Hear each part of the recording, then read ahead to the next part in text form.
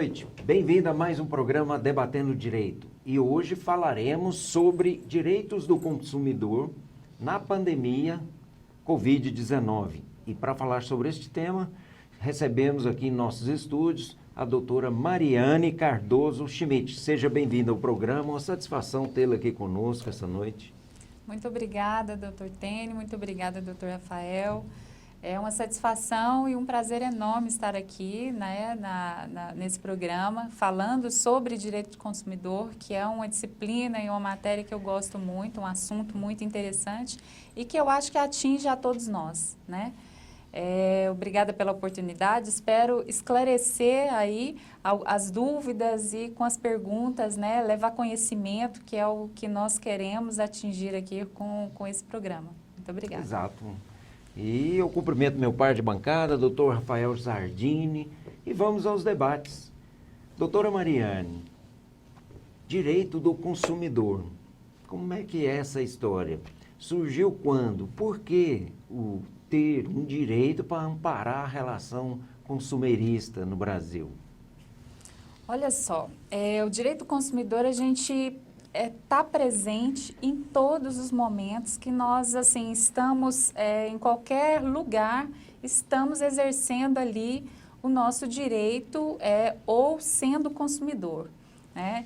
Esse direito ele veio para trazer vamos dizer assim, uma forma de proteção contra violências, contra assédio de qualquer tipo de consumo ou abuso do fornecedor. Ele traz uma proteção sem dúvida alguma, nós temos um código perfeito, eu acho que falta muito prática desse código, porque nós não temos inclusive nenhuma alteração desse código, né? Então ele traz ali artigos que são suficientes para poder proteger e amparar o consumidor no âmbito aí das relações consumeristas. Muito bom. Doutora Mariane, vamos supor que o consumidor comprou um produto e não gostou do tamanho, não gostou da cor, ele pode trocar esse produto, mesmo que esse produto não tenha nenhum vício, nenhum defeito? Doutor Rafael, depende. É resposta de advogado, mas vamos lá. Depende, sim, de que forma, onde esse produto foi comprado. Se ele foi comprado no estabelecimento físico, né, então, assim, fora do ambiente virtual, essa troca, ela somente pode ser feita se esse estabelecimento regulamentar essa prática. Então, se a loja ou o fornecedor oferecer essa oportunidade para o consumidor. Estando no ambiente fora do ambiente físico, internet, é possível fazer essa troca mesmo que não haja defeito. Perfeitamente. Doutora Mariane, a Lei 8.078 de 1990, que é o Código de Defesa do Consumidor, ele prevê ali prazos para que a pessoa possa se arrepender do negócio feito, seja uma prestação de um serviço, seja um fornecimento, não é isso? E qual que seria esse prazo? E realmente está valendo esse prazo? Tem efetividade na relação de consumo? Tem efetividade, doutor Tênio, e esse é um dos direitos, inclusive, assim, muito... É o que eu falo até que o Código de Defesa do Consumidor, ele realmente, ele é perfeito, ele é redondo, que ele ampara mesmo. Então, assim, não há dúvida nenhuma que o fornecedor... sabe que a garantia do consumidor, quando ele precisa trocar alguma mercadoria, ele tem uma garantia de prazo legal, que é estabelecida em lei. Para produtos duráveis, o prazo seria de 90 dias. Para produtos não duráveis, de 30 dias. Mas aí tem a questão do arrependimento. Isso para a compra que se for feita no estabelecimento físico. Dentro da internet ou telemarketing, através de catálogos, nós temos aí o direito de arrependimento, que é previsto no artigo 49 do CDC. E aí o consumidor tem a prerrogativa de fazer essa troca, mesmo que já tenha efetuado o pagamento, mesmo que esse produto não chegue com defeito, mas ele fala, chegou, eu não gostei, eu quero trocar. Ele tem 7 dias para exercer o direito de arrependimento se essa compra for feita fora do estabelecimento físico, ou seja, no ambiente virtual, digital, telemarketing, catálogo, alguma coisa nesse sentido. Ok. Doutora Mariane, e o atraso na entrega de um produto? Qual o direito do consumidor? Olha, o atraso na entrega do produto, ele é previsto também no nosso Código de Direito do Consumidor e constitui aí uma prática abusiva. Por quê? O fornecedor ele não pode deixar de estabelecer um prazo definido para a entrega do produto. Ele precisa estabelecer uma data definida para entregar o seu produto. Não pode ficar, vamos dizer aí, ad eterno, sem saber quando esse produto vai chegar, quando você compra. Então, tendo a indefinição desse prazo ou tendo atraso, o Código de Defesa do Consumidor prevê ali no seu artigo 35 que o consumidor pode exigir o cumprimento forçado da oferta, ele pode pedir a restituição ou mesmo a troca do produto, né? Então, ele tem essas 3 opções sem prejuízo aí de exercer a indenização de perdas e danos. Perfeito. E com relação à prestação de serviço, é o fornecedor de serviços, né? Nesse caso do arrependimento, esse prazo de 7 dias também alcança esse fornecimento de serviço? Também alcança, porque nós falamos assim que esse arrependimento, ele é a partir da assinatura do contrato ou do recebimento daquele produto em sua casa. Então, ele assinou o contrato, ele tem 7 dias para se arrepender, se esse contrato for feito por telemarketing, então sem ser físico ali na presença, né? E se for através aí de entrega de mercadoria ou um produto, se não for prestação de serviço, a partir do recebimento da mercadoria. Tá, e nesse caso da prestação de serviço, suponhamos um serviço de cirurgia plástica, por exemplo, esse serviço ou qualquer outro, nosso serviço inclusive, né, de serviço de advocacia, como é tratado na relação de consumo? Para os nossos serviços, a prestação de serviços da advocatícios, nós temos aí a lei própria, que é o nosso regimento, nosso código, né, de estatuto de ética da Ordem dos Advogados do Brasil. Então, ele é regido por outro, não entra aí na esfera e no âmbito consumerista, mas ele é regido ali dentro de uma lei própria. Agora, se for o caso de uma cirurgia, também existe aí, você precisa fazer uma distinção se o que provocou essa demanda em relação à reclamação da cirurgia, se ela é uma cirurgia reparadora ou ela é uma cirurgia de estética. E aí realmente muda o cenário e o próprio direito aí do consumidor. Se for realmente uma cirurgia reparadora, cabe o Código de Defesa do Consumidor. Se for uma cirurgia de estética, então ali estaria assumindo o risco, né, de ter um resultado que não está dentro do previsto, né? Ok. Suponhamos que o consumidor adquira um produto que tenha defeito ou algum tipo de vício e isso lhe cause algum dano. De quem que é a responsabilidade? É do fabricante? É do comerciante?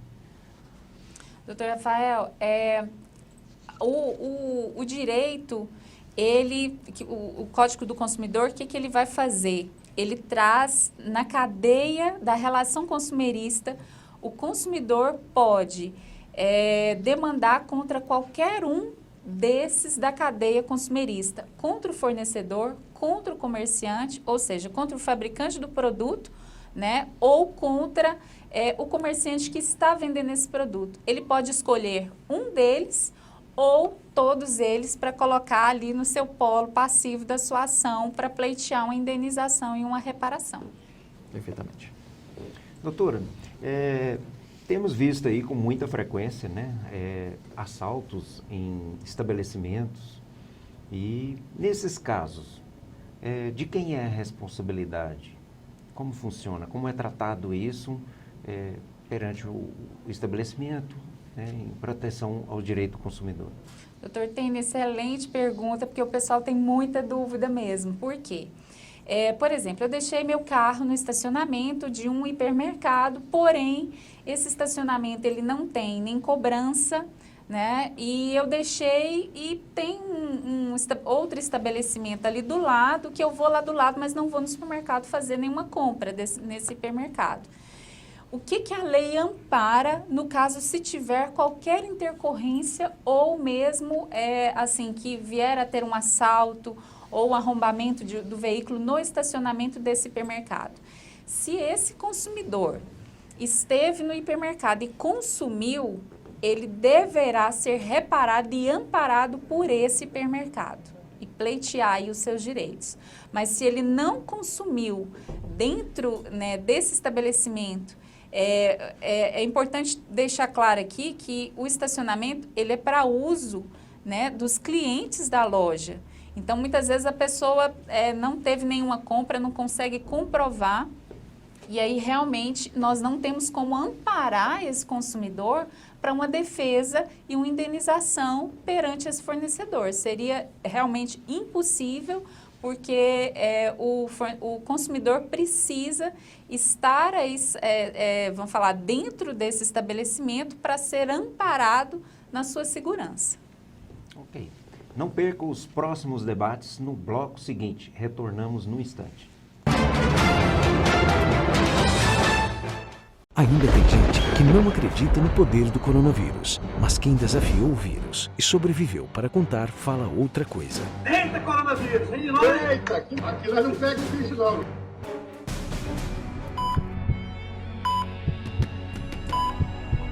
Meu irmão, né, me divertia, meus pais me divertiam, mas aqui muito, assim, às vezes a gente ouve, às vezes não. Fiz as fotografias, no começo deu, salvo engano, 25%, 30%, 50%. Provavelmente fui eu quem transmitiu a doença para os meus pais.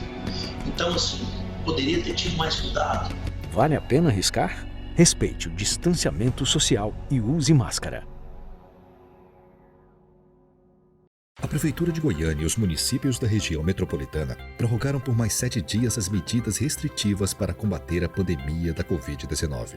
A única forma de reduzir a contaminação é diminuindo temporariamente a circulação de pessoas na nossa cidade. Também ampliamos a fiscalização nas ruas e nos terminais do transporte coletivo. Vivemos hoje o pior momento da pandemia em nosso país, e ignorar isso é colocar em risco a vida da nossa população. Quanto mais evitarmos a circulação de pessoas nas ruas por agora, mais rápido retornaremos nossas rotinas. Nos últimos 2 meses, a Prefeitura abriu 118 leitos de UTI exclusivos para a Covid e alcançamos o maior número de UTIs ativas da história. Mas sem medidas de restrição, o vírus continuará avançando e tirando vidas. A taxa de ocupação das UTIs chegou quase ao limite da capacidade mesmo com a ampliação dos leitos. Estamos travando uma verdadeira guerra contra a Covid-19, mas somente juntos venceremos esse mal. As UTIs estão lotadas, as enfermarias estão lotadas. Por mais que você abra mais 30 leitos de UTI, vai continuar assim se as pessoas não tiverem consciência. Acho que tá todo mundo muito exausto, tanto fisicamente quanto mentalmente. O governo de Goiás ampliou o número de leitos e criou 8 novos hospitais dedicados à Covid-19. Faça a sua parte. Use máscara, álcool em gel e evite aglomerações. Ou você escuta que a Covid-19 mata, ou quem vai escutar é a sua família. De volta do intervalo, hoje falando sobre direito do consumidor na pandemia Covid-19 com a doutora Mariane Schmid. Doutora Mariane, o estabelecimento é obrigado a aceitar cheque, cartão de crédito, cartão de débito? Doutor Rafael, o estabelecimento, ele define a sua forma de pagamento, como ele quer receber, né, ali a forma, né, dos seus clientes pagarem. O ideal e é sempre definido aí dentro da nossa legislação que seja em moeda corrente, em dinheiro. Mas se ele definir outra forma e aceitar outra forma de pagamento, por exemplo, cartão de débito, cartão de alimentação, algum ticket, alguma coisa nesse sentido, ele não poderá fazer nenhum tipo de restrição ao recebimento dessa forma de pagamento que ele, vamos dizer assim, usou na liberdade de confiar ao consumidor, ao seu cliente ali, né? Então, por exemplo, no estabelecimento, ele faz uma diferenciação em relação à compra de cigarro ou mesmo até o crédito para telefone. Esse tipo de produto ou serviço somente poderia ser vendido no dinheiro. Se ele aceita outras formas de pagamento, ele não poderá coibir ou restringir que a forma de pagamento para esses 2 itens que eu citei como exemplo possam ser feitos também no cartão de crédito, débito ou outra forma qualquer. Até Bitcoin, né? Criptomoeda, na verdade. Exatamente. Se o estabelecimento aceitar, doutor Rafael, ele não pode restringir. E outra coisa é também, por exemplo, nós estamos cansados, eu sei que isso é uma prática e isso vai muito de uma cultura nossa, que alguns estabelecimentos, por exemplo, costumam colocar uma taxa extra quando vai passar o cartão de crédito ou débito. Olha, no dinheiro é tanto. Se for no cartão de débito ou crédito, é R$1 a mais, R$2 a mais, R$5 a mais. Essa é uma prática abusiva dentro do nosso Código de Defesa do Consumidor. Ela não pode, vamos falar, o estabelecimento que está fazendo isso, ele está violando o Código de Defesa do Consumidor. A gente sabe que muitas vezes você não vai entrar com uma ação porque você foi comprar ali um item e cobrou R$1 a mais. Você fala, vale a pena, né, eu contratar um advogado ou então ir até o Procon e brigar por conta desse R$1 que esse estabelecimento me cobrou a mais? Bom, enquanto nós tivermos consumidores com essa mentalidade que não vale a pena, nós teremos estabelecimentos praticando esse tipo de conduta, que não é permitido dentro do Código de Defesa do Consumidor. Muito bem. Doutora, com frequência nós comparecemos a algum estabelecimento para fazer alguma aquisição. Posteriormente, começamos a receber nosso celular, nosso e-mail, nossa residência, oferta de outros produtos e provavelmente por um repasse de cadastro de uma empresa para outra, com transferência de dados pessoais, obviamente. Então eu pergunto, essa prática é lícita? Como é que o Código de Defesa do Consumidor trata essa situação e com relação à Lei Geral de Proteção de Dados, que a senhora é especialista no assunto também. Como funciona essa transferência de dados nesse caso? Olha, doutor Tênio, o Código de Defesa do Consumidor, ele já foi um prenúncio para a Lei Geral de Proteção de Dados, a LGPD. Temos 2 siglas aí, né? CDC e LGPD, e vira uma salada, tem hora. Porém, o que acontece? Desde antes, essa prática de você não ser transparente e não prestar informações claras para o consumidor, ela já é coibida em legislações anteriores à LGPD. Ela não surgiu agora, você não pode mais transferir dados sem o consentimento, sem a autorização, sem a transparência do titular de dados. Ela não é vamos dizer assim, um caso novo que apareceu agora. Ela já existe.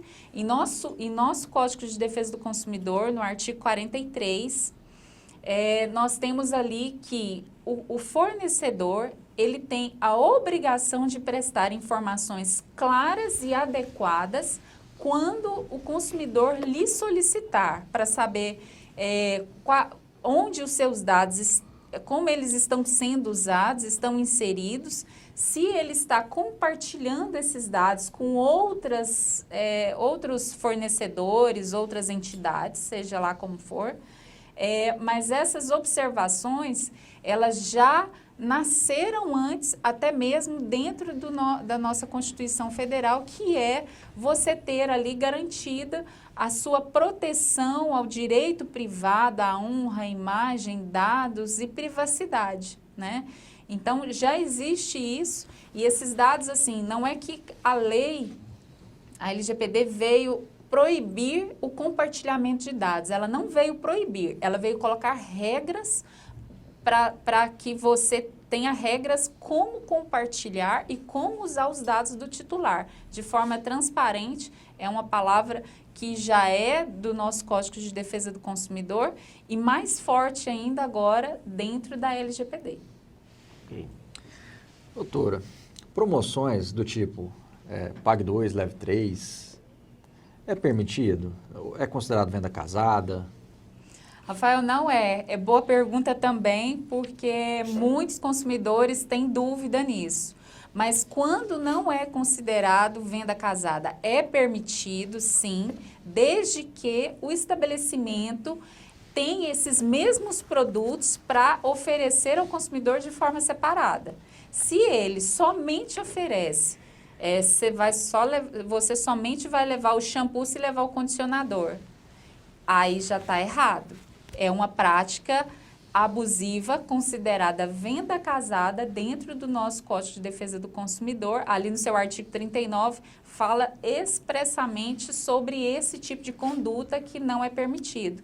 Leve 3, pague 2 é permitido, desde que você tenha a oportunidade de escolher. E isso é um dos direitos básicos do consumidor, o direito de escolha, a liberdade de escolha. Isso tem que estar previsto em qualquer relação consumerista. Em situações como essa, a gente só lembra daqueles memes do Celso Russomano, né? Verdade. Verdade. A patrulha do consumidor. Doutora, outra pergunta. É muito comum recebermos, né, seja da forma virtual ou física, né, num sinaleiro, entrega de um panfleto, de uma oferta de um produto com forma de pagamento ali e tudo mais. E aí, quando você vai ao estabelecimento, chega lá, é diferente daquilo que foi anunciado. Como é que fica a situação do comerciante que ofereceu o produto e do consumidor em face do Código do Consumidor? O fornecedor é obrigado a cumprir essa oferta. Se ele fez uma publicidade e ofertou esse produto naquele valor, neste preço, qualquer tipo de oferta, ele é obrigado a cumprir essa oferta. E o consumidor tem o direito de exigir esse cumprimento. Está previsto também que é um dos direitos do consumidor exigir do fornecedor o cumprimento forçado desta oferta na entrega do produto, seja um preço, seja, por exemplo, compre X e leve também o Y. E chega lá, você compra o X e eles não têm o Y para entregar. Eles são obrigados a cumprir essa oferta, cabendo aí ao consumidor a prerrogativa de pleitear junto aos órgãos a sua indenização, a sua reparação por essa propaganda enganosa. Ok. Existem casos extremos, né? Tem um caso icônico aí de direito do consumidor. Salvo engano, o consumidor viu num anúncio uma Mercedes a R$50 e queria cumprir a obrigação. Foi um erro ali na hora de redigir o panfleto, né? Mas nesse caso específico, o consumidor não teve êxito. E não tem mesmo, doutor Rafael, porque aí o Código de Defesa do Consumidor, ele não vai amparar a conduta maliciosa do consumidor nesse sentido, porque sabemos o valor de uma Mercedes que não é R$50, é 50 mil e daí, quer dizer, uma usada, né? E aí seria um valor diferente. Então, realmente, quando você encontrar um disparate em termos de valor e você identificar que realmente está muito errado, o consumidor não vai ter êxito numa ação que pleitear nesse sentido. Que aí tem que contar também com a boa-fé por parte do consumidor, Exatamente. Inclusive do conhecimento daquele que chama-se de homem médio. O né? homem médio, Isso. exatamente. O conhecimento do homem médio. Agora, a pergunta que eu queria fazer é a seguinte. O estabelecimento, a marca, né, o comerciante, ele pode anunciar um preço na internet e ter um preço diferente na loja? Ele pode, mas essas informações têm que estar muito claras para o consumidor. No início, né, nós falamos aqui que o consumidor, o que é direito do consumidor? Ter uma informação clara, adequada e de fácil acesso, não em letras minúsculas, que normalmente a gente vê algumas promoções aí, e que lá no finalzinho está lá, à vista um valor, ou então parcele, e aí parcele, mas aí as parcelas vêm com a correção de juros ali, né, a inclusão de juros. Essas informações devem estar claras, inequívocas, para que o consumidor tenha liberdade de escolher. Se ele encontrar uma promoção onde ali na internet fala que é um valor e na loja física é outro, ele precisa, inclusive é bom ter um alerta, porque eu costumo falar o seguinte, que a melhor defesa é sempre a informação. A primeira defesa nossa é a informação. Então, o consumidor precisa estar mais antenado. Tira uma foto, registra, grava, dá um print nessa tela para ver que naquela informação que ele olhou tinha um valor X e agora ele chega na loja e o valor está 2X. Então, ele tem condições de falar, não, aqui, ó, acabei de printar a tela, está aqui essa informação, eu exijo o cumprimento desta oferta. Você não pode, por exemplo, ter informado que estaria dentro na internet um valor e na loja física outro, ou o mesmo valor, e não cumprir nenhuma das duas, ou vice-versa. Muitas vezes o consumidor esquece de olhar, ou o próprio estabelecimento ou o fornecedor esquece de colocar em letras maiores o prazo de validade de uma determinada promoção, né? Isso é muito comum, né? É uma das informações que devem estar claras, né?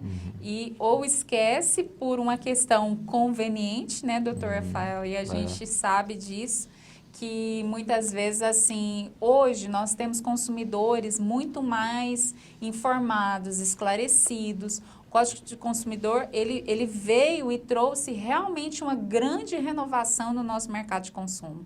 Mas ainda não é o suficiente. Nós temos ainda muitas aberrações dentro do mercado de consumo que nós não acreditamos que ainda acontece. Mas acontece, e para isso nós temos aí os órgãos, né, de defesa do consumidor,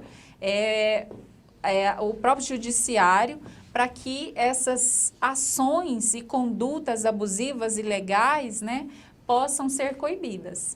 Nós vamos para um breve intervalo e voltamos já já. Eu não tenho ar, sinto muito a falta de ar, estou passando momentos difíceis. Eu conto com a ajuda aí de vocês, com o milagre de Deus. E meu caso não evolui. Ou você escuta que a Covid-19 mata, ou quem vai escutar é a sua família. Evite aglomerações. Use máscara e álcool em gel. Governo de Goiás. Durante a pandemia, a violência contra a mulher aumentou. Mas se os agressores pensam que nada vai acontecer, estão enganados. O Pacto Goiano pelo Fim da Violência contra a Mulher está ainda mais forte. Secretarias, forças policiais, poder judiciário e organizações religiosas estão unidos em ações de prevenção e punição. Porque em Goiás, isolamento social para quem bate em mulher é na cadeia. Denuncie. Governo do Estado. Somos todos Goiás. Nos últimos tempos, aprendemos que cuidar está nas pequenas ações e em grandes atos de coragem. E assim, nos cuidando, salvamos milhares de vidas. Depois de muito trabalho, o governo de Goiás já vacinou 60% dos trabalhadores da saúde, incluindo todos os profissionais da linha de frente. Também foram vacinados idosos e pessoas com deficiência vivendo em instituições e população indígena em seus territórios. Agora serão imunizados idosos acima de 85 anos e, em seguida, acima de 80 anos. O agendamento deve ser feito pelo site www.go.gov.br/vacina Goiás. Continue respeitando o distanciamento, use máscara e álcool em gel. Governo de Goiás. Vacinar salva vidas. De volta para o terceiro e último bloco do programa Debatendo Direito, e hoje falando sobre direito do consumidor na pandemia Covid-19 com a doutora Mariane Schmidt. Doutora, essa situação de compra antecipada, que aí adveio a questão da pandemia, né, no início do ano passado, 2019, como, por exemplo, o ingresso para show, para algum evento, a passagem aérea. Então, o consumidor ele tem ali a opção de cancelar ou de ser ressarcido ou de manter e programar uma nova data, seja por show, né, seja em razão da viagem. Como fica essa situação para o consumidor? Doutor Tênio, teve uma mudança. Antes, por exemplo, um show cancelado, um voo cancelado, o consumidor tinha o direito de ser ressarcido daquele valor, né? De forma imediata, através de uma ação. Como que está hoje com a pandemia? Nós tivemos medidas provisórias e transformada em lei que, para tentar manter o mercado de turismo, show, eventos, todas essas coisas, não estabeleceu a devolução imediata do dinheiro para o consumidor. Qual foi a alternativa, vamos falar, cedida para o consumidor nesse momento? Ou ele se programava para um próximo evento, ele ficaria como crédito, né? Ou ele consumiria outro produto dentro daquele estabelecimento. Se fosse um show, esse show não vai acontecer, então vamos aguardar, fica o meu crédito guardado aí. Quando tiver um show que me interesse, eu vou usar esse crédito. Ou então consumiria outro produto dentro daquele estabelecimento. Se for também a questão de passagem aérea, da mesma forma, não previu a questão de devolução imediata do valor que foi dispensado para comprar aquelas passagens ou aquele show. Por uma questão muito óbvia que nós estamos num período crítico, né, de pandemia e oferecendo aí uma questão de sobrevivência para todos os setores. Então, o consumidor ele tem que ficar bastante assim, alerta, porque ele pode também, se esse fornecedor não devolver, não oferecer uma dessas duas opções, que seria trocar o produto, substituir por outro produto do mercado, ou então oferecer o crédito, ele tem o direito da devolução daquele valor, porém, no período de 12 meses ou enquanto durar o período da pandemia. Nós não estaríamos falando assim de não devolução de hipótese alguma, mas teria um período e a medida provisória que foi convertida em lei prevê essa questão, que o prazo de devolução vai durar enquanto tiver o período da pandemia. Okay. Quais as dicas que a doutora dá nesse último bloco para os consumidores que pretendem adquirir produtos através de plataformas digitais?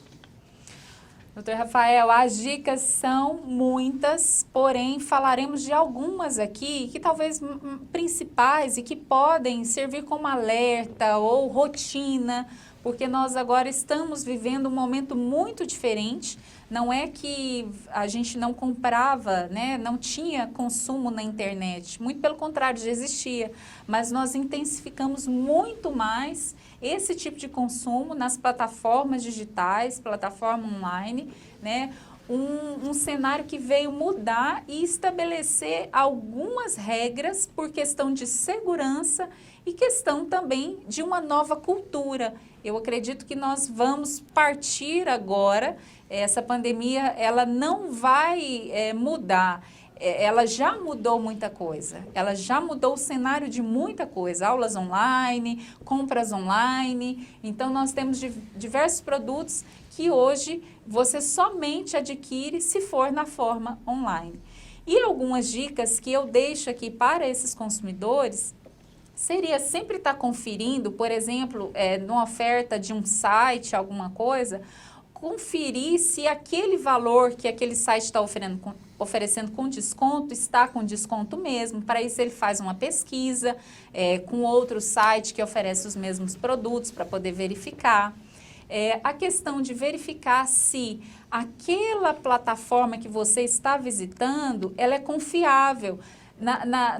Nos sites tem normalmente um cadeadinho do lado direito que demonstra para nós que aquele site é confiável. Só que hoje, diante de tantos crimes cibernéticos, é possível você fazer uma página que tem aquele cadeado e não é segura, né? Então, o que você pode fazer? Verifique se aquele fornecedor tem reclamações, qual é a avaliação dele dentro da internet. Você tem várias plataformas, Reclame Aqui, consumidor.gov, quando você joga um fornecedor lá, dá para você identificar se já tem várias reclamações, né? Outra dica, assim, e importante, seria você estar sempre navegando por sites seguros, fazendo a confirmação de 2 fatores das senhas desses sites que você utiliza, para que você possa ter essa segurança. Utilizar senhas mais difíceis, por exemplo, não difíceis, mas, por exemplo, colocar vários itens, caracteres, letras maiúsculas, minúsculas e números. É muito importante você fazer isso, porque numa gama aí de violações e vazamento de dados, para descobrir uma senha dessa vai demorar mais tempo. Não que não possa ser descoberta, mas vai demandar um pouco mais de trabalho daquele hacker, né, para poder fazer isso. E, assim, evitar, por exemplo, ficar tirando foto em redes sociais e mostrando placa de carro, documento. Quantas vezes a gente já viu, a pessoa fala, olha como que eu era na foto minha da identidade, e pá, bota a foto lá na internet. Aí tem lá o número da identidade, nome do pai, data de nascimento. Gente, é um alvo para os golpes. Então, assim, essas dicas são dicas, muitas vezes fala, nossa, mas que besteira, né? Como que ninguém sabe? Pois é, mas acontece. No momento de deslize, você fala, passei, e aí mostra a carteira da OAB, mostra a sua habilitação. Enfim, nós temos várias opções aí de dicas de segurança que podem ser oferecidas aos consumidores e internautas agora, né? Perfeito. Doutora Mariane, nós temos aqui várias outras perguntas, o tema é interessante, é instigante e é de necessidade, tanto dos fornecedores de bens e serviços, mas principalmente para o consumidor. Mas o nosso tempo é curto, então queremos aqui agradecer a sua presença, dizer que as portas estão abertas para uma nova oportunidade e para podermos falar desse ou de outro tema que seja de interesse de toda a comunidade jurídica e da sociedade em geral. Muito obrigado pela presença. Eu que agradeço, doutor Tênio, agradeço ao programa, obrigada, doutor Rafael, também. Espero ter esclarecido aí, né, para, né, os telespectadores aí algumas dúvidas sobre o direito do consumidor. Realmente a gente ficaria aqui a noite adentro falando, né? Muito obrigada a todos vocês. Tenham todos uma ótima noite e até o próximo Debatendo Direito. Um abraço.